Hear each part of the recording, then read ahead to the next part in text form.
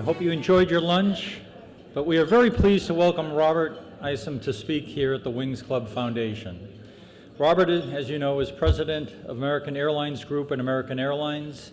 He oversees the airline's operations, planning, marketing, sales, alliances, and pricing. Robert has an extensive aviation background. He previously served as executive vice president and chief operating officer at American after holding these same positions at U.S. Airways. Earlier in his career, Robert held executive positions at Northwest Airlines and America West Airlines. Please join me in welcoming Robert Isom. Thank you, Robert.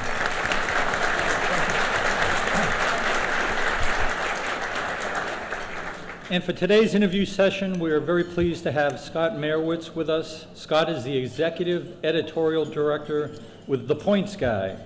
He oversees the site's news, aviation, travel, and points coverage. Previously, he served as deputy global business editor at the Associated Press, and before that, Scott covered travel and business at ABC News and Rhode Island politics for the Providence Journal. Welcome, Scott. Thank you. We'll hand it over to you guys. All right. Well, thank you, Robert. I'm going to start off actually on the ground, not on the air. Okay. And American recently opened a beautiful new headquarters building. I got to visit it in September. You know, these are not facilities that customers are going to see, but they have a big impact both on your employee operations and your morale. Can you talk a little bit about why to spend so much money on these buildings? Well, hey, thanks, Scott. And first off, thank you for spending some time with us this afternoon. I appreciate all that the Wings Club does, and it's been a while, I'll tell you, since I've been out here.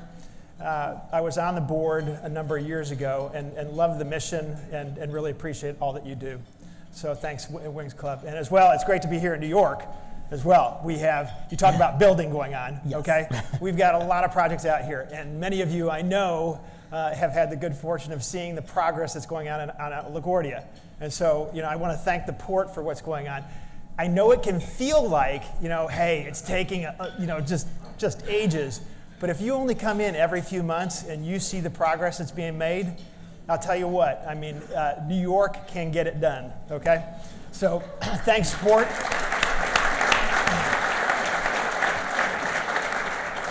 And as well, I want to put in a plug for JFK. So we're talking building. I know I'm going to get to questions. But I want to put a plug in for JFK as well.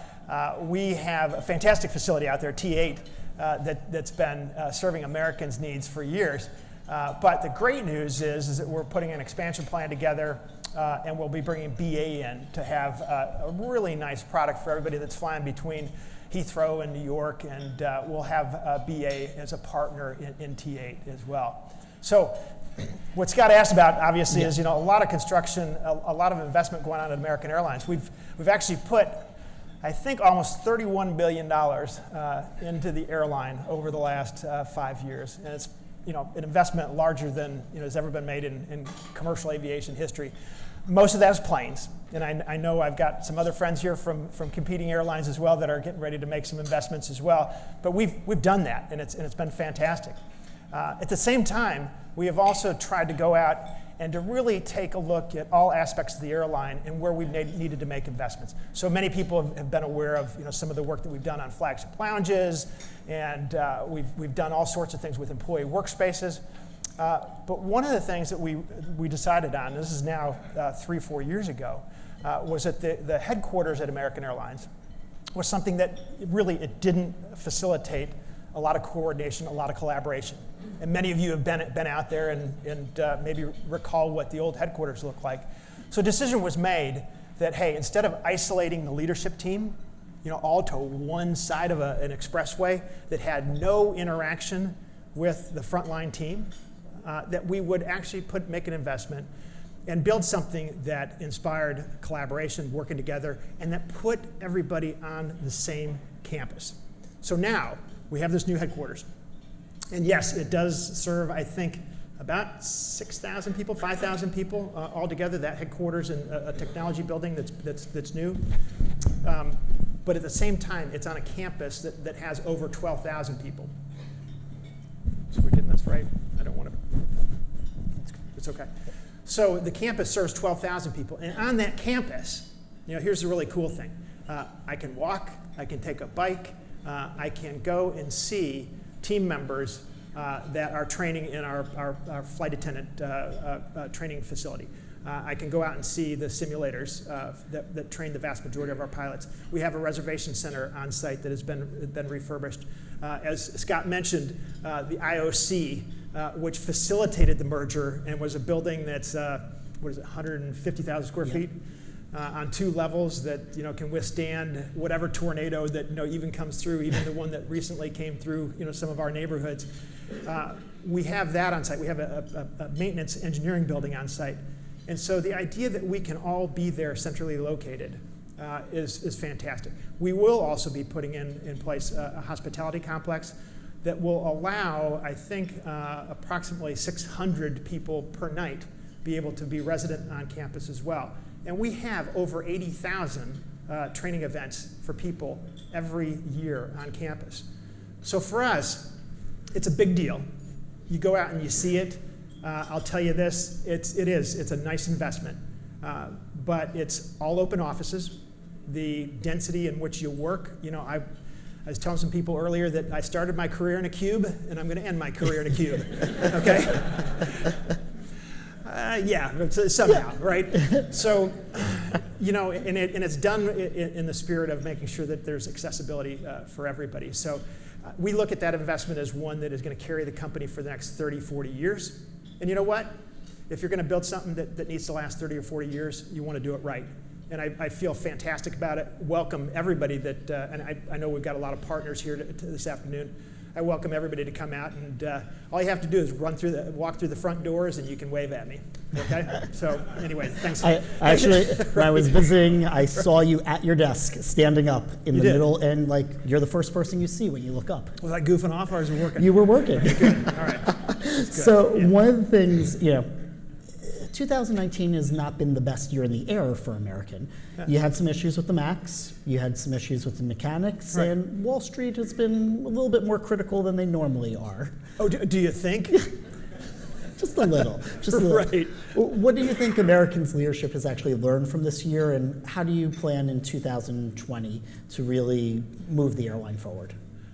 Okay, well, the learnings are deep and rich, and even for somebody like me who's been in the business, for a while, it brings back some just fundamentals of how you have to run an airline. Okay, and so I'll start with this: is that American it's 100 and depending on how you count, between 100,000 and 130,000 team members. Okay. Every day, we serve 600,000 customers, right? So whatever is going on in your lives today, or next year, the following year, is happening on our airline, every day on multiple experiences, births, deaths, marriages, you name it. So it's something that it's a people business, and it's a people business about serving people. And if you ever lose sight of that, you're really in the wrong place. So I think for American this past year, I'd start with, if you're going to have 100,000 team members, you have to have them all aligned and run in the same direction. And if everybody's not pulling in the same direction, you're going to feel it. Your customers are going to feel it. Your shareholders are going to feel it. Your communities are going to feel it. And I think that's something I knew, but it's also something that I just want to underscore. You have to have everybody pulling in the same direction, no matter it's at the airports or in headquarters or any place in between. And so the good news on that front, I do feel like we are getting to a point where we're back and negotiating with 30,000 of those team members to get alignment. And that's something that I'm encouraged by. The next issue that we've faced is really around the MAX, right? Mm-hmm. We built an airline at American that should be 40 aircraft larger than it is at this time in terms of flying. And we actually had 24 of the aircraft. We were supposed to take another 16 deliveries by the end of the year. And on that front, we built the airline with every gate, every pilot, every flight attendant, every mechanic, you name it. So we haven't been flying and we have had the unfortunate experience of not bringing in revenue associated with that. So, and each one of those planes does 4 or 5 flights a day? Each one of those planes does 4 or 5 flights a day, and it may be different than some other airlines. At least for us, those aircraft were replacement aircraft. Okay, they were going to fly, and it wasn't as if we could extend the time on the Super 80s any longer. I know that everybody really loves that aircraft, but may it rest in peace. Okay, anybody that had one of the final rides on it, I'm sure it was a good time. But at least from a maintenance reliability perspective, I'm okay with that going. So, again, getting back to the kind of things that have impacted this past year. Look, the damages are real. The revenues didn't come in, and the costs accumulated, and so. When we're out and talking about on earnings calls about what kind of impact it's had, it's in the hundreds of millions of dollars. So you take a look at an airline that look, everybody hadn't been pulling in the same direction. Got to get that straightened out. We have had a real issue, and I'll say this as well. When I'm not flying those aircraft, or our team members aren't flying those aircraft, and we have everything built and we're selling tickets and whatnot, that revenue is in the industry, right?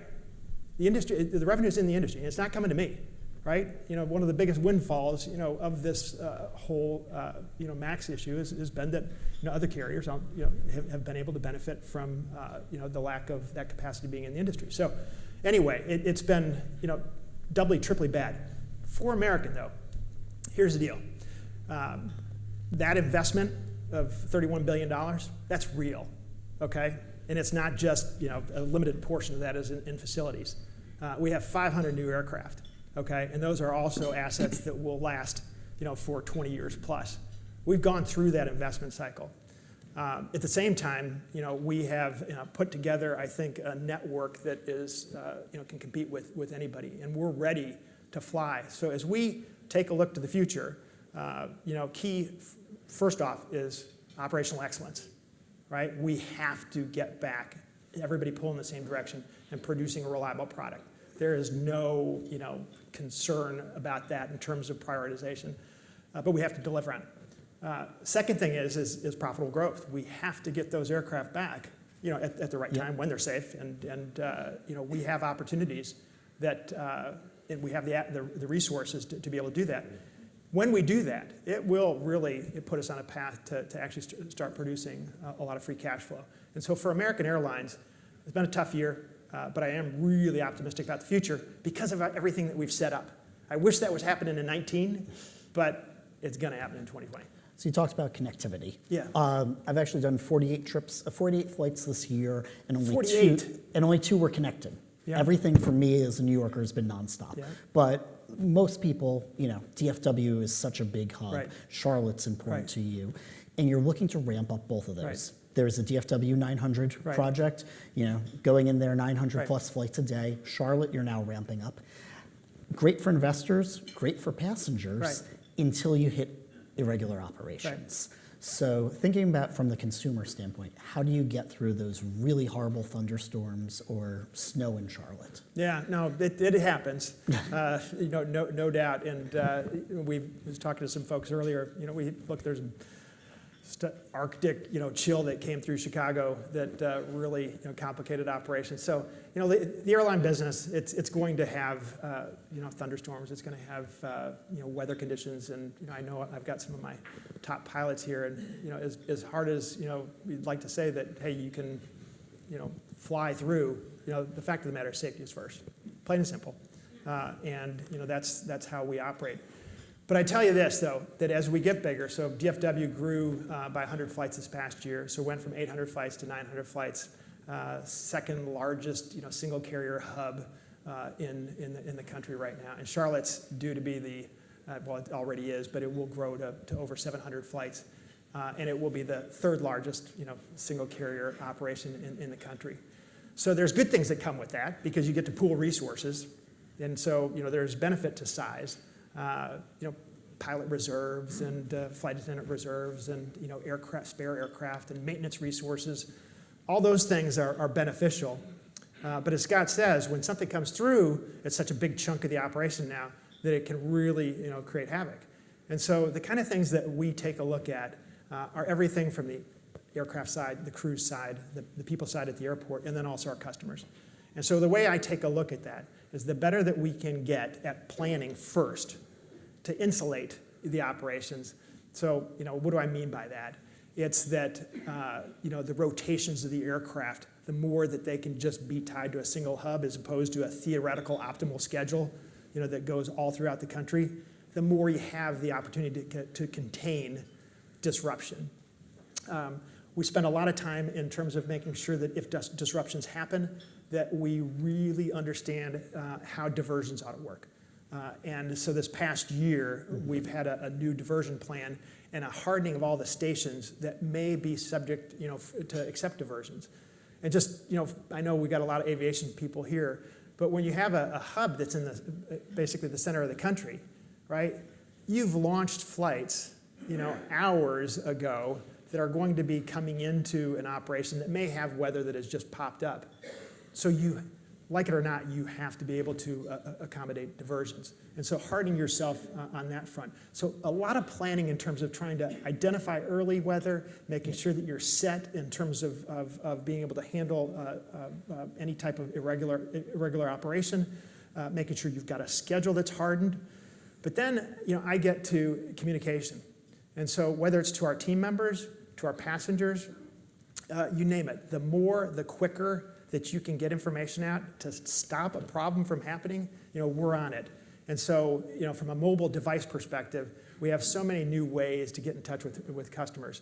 So I think, last year, and I probably don't have these numbers exactly right, but we were able, in inclement weather situations, we were able to get in touch with, say, 30%, right? Because of new ways to capture, customer contact information, we've driven that number, I think, almost to 90%.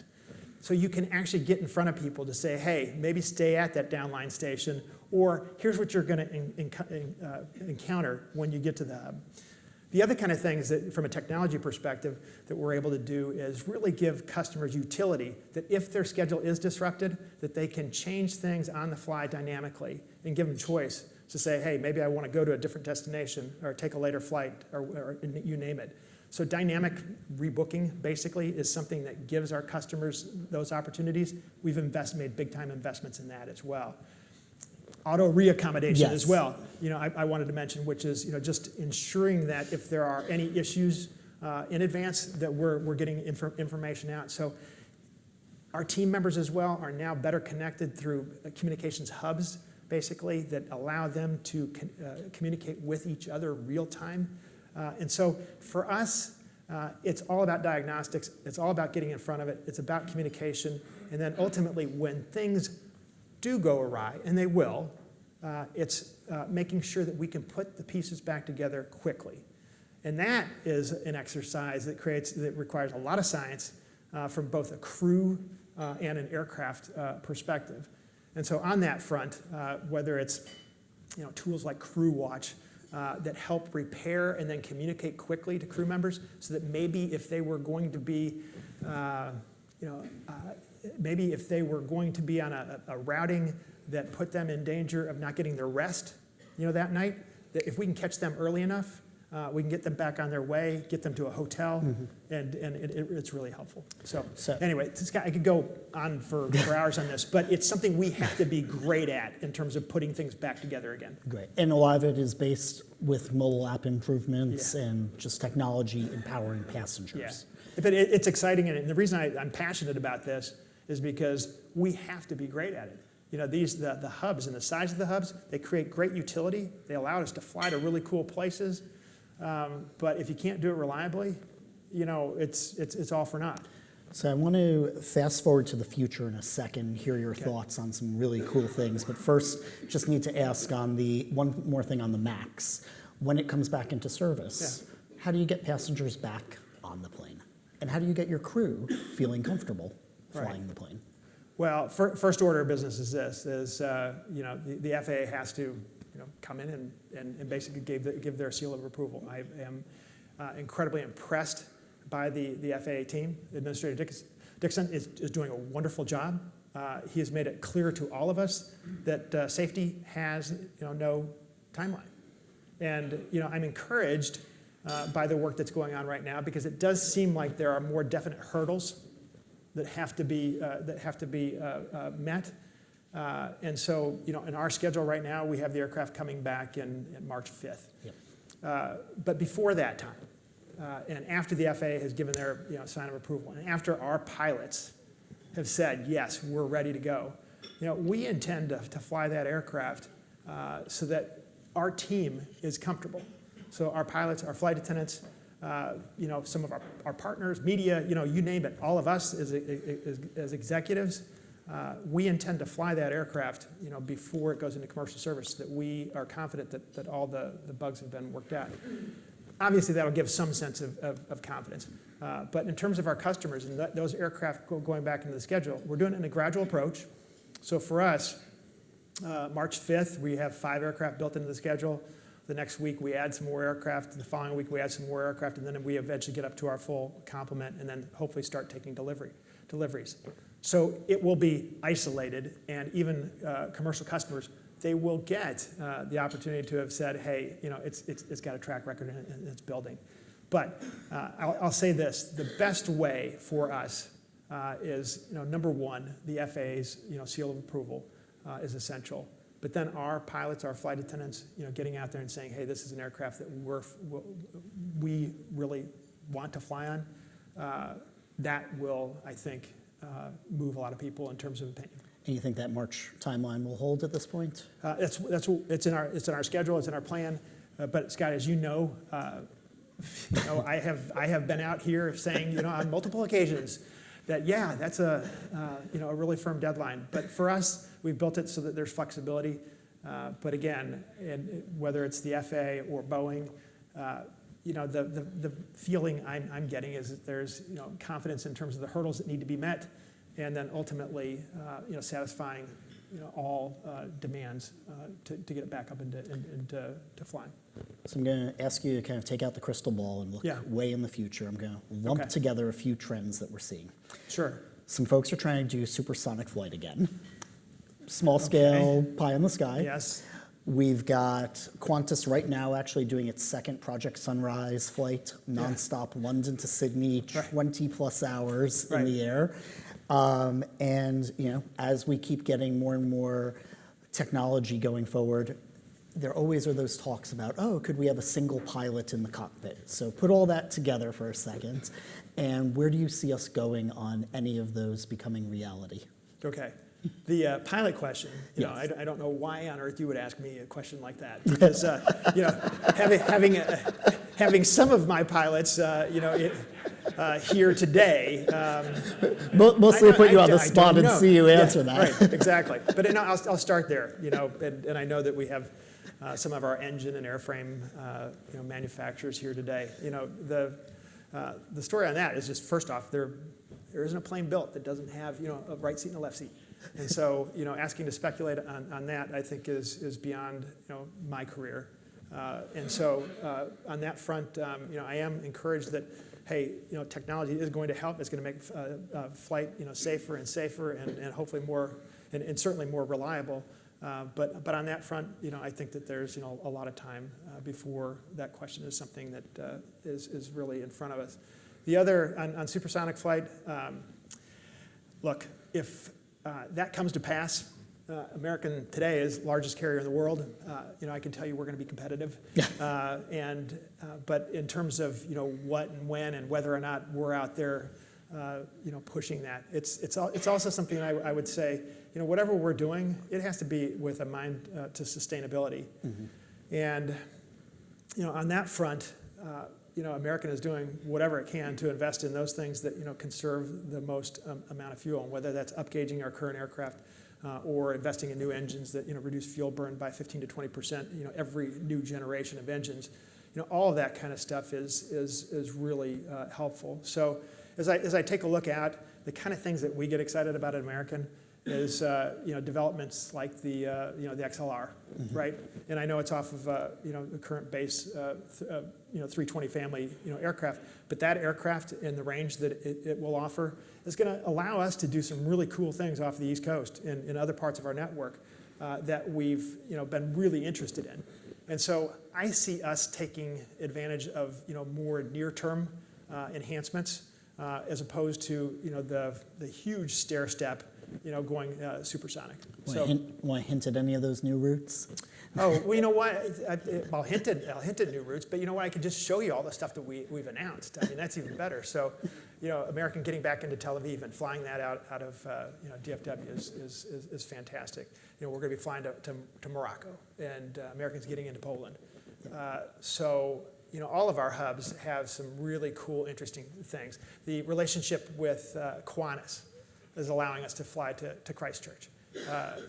So when I take a look at American's network and the kind of things that we're able to do, it's all facilitated by ensuring that places like DFW and Charlotte and Philadelphia and Chicago and LA, are really built to capture a lot of demand in our great hubbing airports. So really excited about the future in terms of new destinations. So one more question on the future before we open up to questions. Yeah. Biometrics. Okay. It's a new trend. I was in Charlotte the other day and didn't have to show my boarding pass, just scan my license. Right. I've been at terminals where you board just with your face. Where do we see that going? How quickly? Yeah. And is there pushback still from customers? Well, on that, I'll tell you, I have a lot of interest because biometrics, especially when you think about international flights, it serves two purposes. One, we've got a great partnership with CBP, and I've been so pleased with their forward thinking in terms of utilizing technology to improve security, to improve their mission, but then also allows us to facilitate our needs out in the operation as well. So one of the cool things we've done testing out in Los Angeles and also in DFW, and we're doing it in other places as well, with biometric boarding. And this is one where it's basically a pass-through of information where we can use the information for purposes of identifying for boarding, but it's not resident in our systems. We don't hold it. We can't capture it. So from a data privacy perspective, it's information that CBP, the government, has. And it's not something that is a privacy concern from our perspective. But the ability to have that and to use biometric boarding, which is basically taking a picture of your face, matching it up against a database, and then saying yay or nay in terms of boarding, that's allowed us to test things like 777 boarding. And I think the stat is that on one of the 777s, fully loaded, we were able to actually accomplish boarding in, I think, less than 20 minutes. Right? Which is, that's about as fast as you can walk people on, right? And so the possibility of using that information for the purpose of really delivering a better experience that can also enhance the mission of really making sure that we're keeping the country and aviation safe and secure, I think is a great opportunity. So you'll see American continue to lead on that front. And biometrics, oh, by the way, it can apply to all sorts of different things. So when I talk about biometrics, it's the ability to take a picture of things. But even the idea of capturing data that had formerly been outside of our reach. Engines, you can pull off information all the time, right? But the boarding process and seeing how JetBridge moves, and then being able to record, critical, time elements of when things happen on an aircraft, that gives us all a lot more information about how we can do our jobs better. Are you saying you're actually going to fix the boarding process? Absolutely, yes. Great, I think we have time for 2 questions. There's some microphones in the back. Hey, it's fun to be in the Yale Club. So my daughter, I get to make a phone call to my daughter, who's a sophomore at Yale, and tell her that I got in to the club, right? I don't think they're going to let me in a second time, though. So, Robert, thank you for being here. Jay Shanbach, G Aviation, thank you for being a great customer of ours. Happy to serve you guys. So the question I had on leadership, right? You have an impressive career in aviation industry.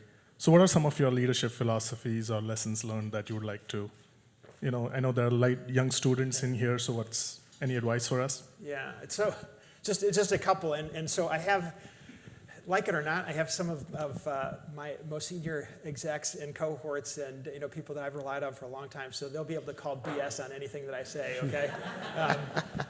But I will say this, okay?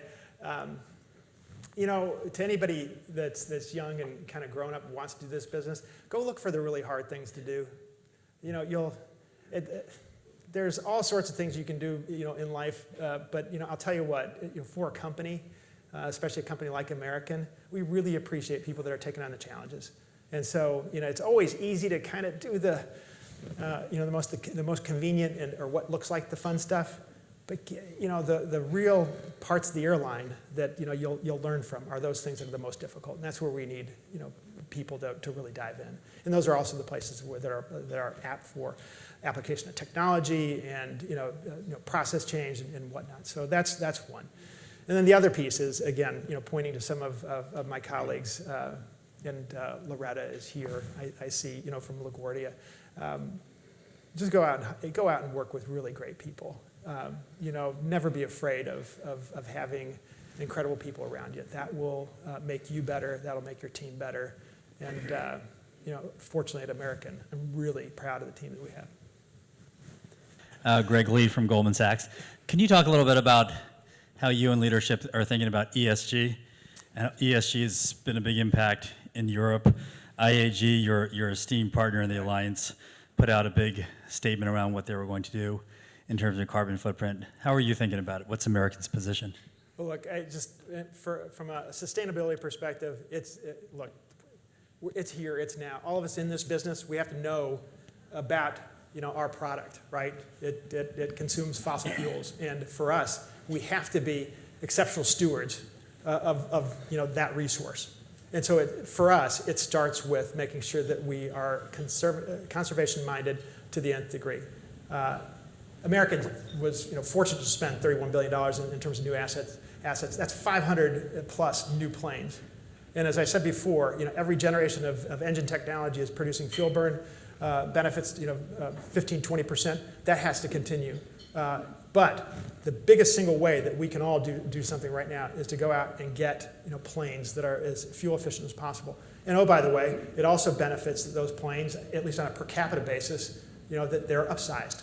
So, you know, the 320s to 321 family, you know, in upsizing, that is helpful in terms of what we do. Outside of that, though, we also have to find a way to, you know, offset. And, you know, it can't be enough to just, you know, take. So renewable fuel sources, that is a big focus area from American. You'll hear more about our initiatives on that front. But that is you know, absolutely essential.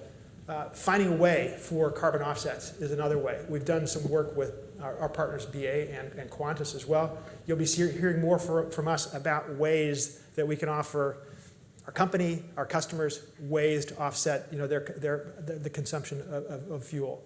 And then, you know, just around the company as well, every other aspect of conservation is front and center. And so whether that's, you know, addressing plastics, you know, throughout the campus and on aircraft, you know, it's something that we're doing, and you know, through things as modest as removing straws. It's, you know, certainly in the investment in the buildings that we use, and making sure that those are all LEED, you know, to the nth degree, you know, certified as our new headquarters is. So I feel great about what we're doing, but in terms of American, we have a sustainability effort that is going to be headed up by, you know, a focused group of people with the intent of making sure that we're leaders in the industry. And so on that front, I feel pleased that we've taken the right steps of laying down the foundation, and then where it goes from here, I see good things ahead. And people love the bikes on campus. People love the bikes on campus as well. Thanks for that plug. Yes. Great. Well, thank you so much for the time. Hey, thanks everybody. I appreciate it. Thank you. Appreciate it. Yeah, really appreciate it. Keep in mind. So Robert, I'd like to present you with a plaque in our book, our 25-year commemorative book, 25 years of trials and triumphs, 1992 to 2017. Fantastic.